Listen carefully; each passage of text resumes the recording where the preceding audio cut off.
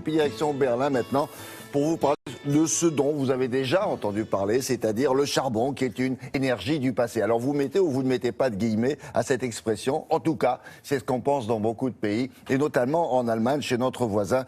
Ils sont engagés depuis plusieurs années dans une transition énergétique assez ambitieuse. Cela dit, est-ce que c'est aussi facile à dire qu'à faire ?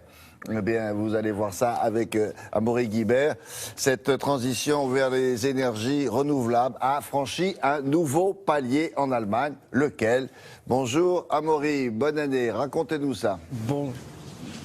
Bonjour William, bonjour à tous et excellente année à vous. Et bien en fait, au lendemain de la COP21 et de l'accord sur le climat qui a été signé à Paris, l'Allemagne a annoncé un nouveau plan pour sortir définitivement du charbon comme source d'énergie d'ici 2050. Et Dieu sait que l'Allemagne part de loin, car le charbon c'était la principale source d'énergie en Allemagne de l'Est, mais aussi à l'Ouest, car là-bas, eh bien, le nucléaire était beaucoup moins développé qu'en France. Et depuis quelques années, l'Allemagne s'est engagée dans une vaste et très ambitieuse transition énergétique. L'un des objectifs notamment, eh bien, c'est que d'ici 2030, la moitié de la consommation électrique vienne de sources renouvelables. Et pour cela, eh bien, tout est fait pour inciter les Allemands à consommer de l'électricité verte. On peut trouver aujourd'hui des abonnements à l'électricité 100% renouvelable. On peut aussi investir son argent dans de la finance verte, c'est-à-dire dans des secteurs qui sont écologiquement responsables. La finance verte, c'est la dernière tendance et cela va accélérer encore un peu plus cette transition énergétique et précipiter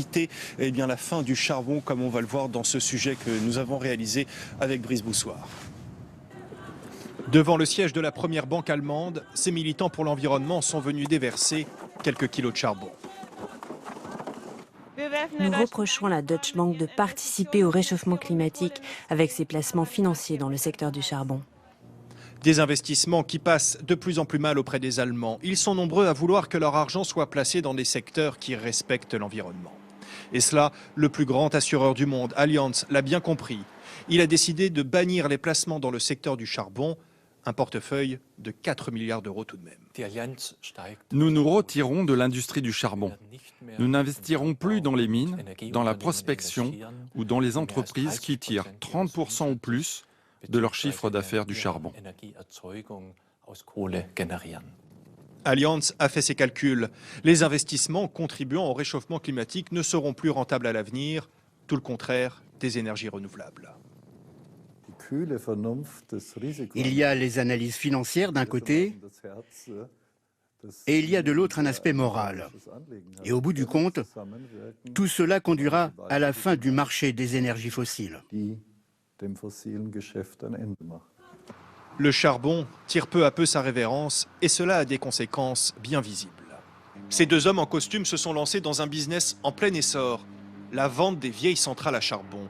Elles sont condamnées par la transition énergétique. Elles seront donc démontées et achetées en pièces détachées ou en totalité.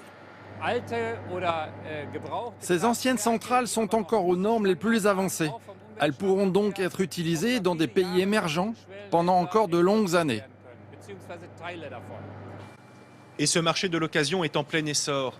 Les prix de l'électricité produite à partir du charbon ont tellement baissé qu'il devient urgent pour les opérateurs de se débarrasser de ces vieilles centrales. Ce n'est pas définitivement adieu puisque ça sert à d'autres pays, mais on ne peut pas arrêter les centrales du jour au lendemain. Alors comment font les Allemands, Amaury, pour produire toujours autant d'électricité ?